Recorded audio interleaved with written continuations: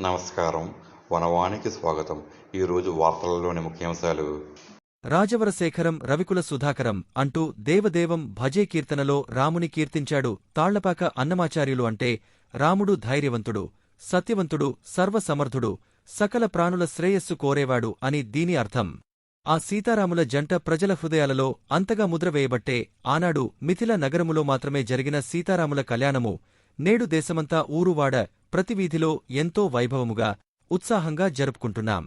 తూర్పుగోదావరి జిల్లా బిక్కవోలు మండలం కొంకుదురు గ్రామంలో ధ్వజస్తంభం వద్ద కొలువై ఉన్న రెడ్ల రామాలయంలో ఆదివారం శ్రీరామనవమిని పురస్కరించుకుని సీతారాముల కళ్యాణం అభిజిత్ లగ్నములో అంగరంగ వైభవంగా జరిగింది.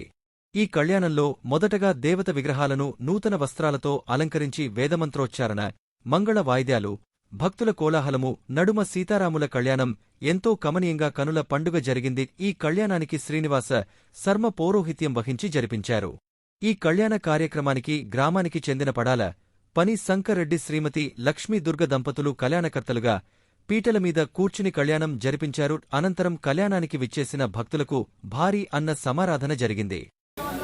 అక్షతలు చంద్రపేశ పట్టుకుని చూసి నమస్కారం.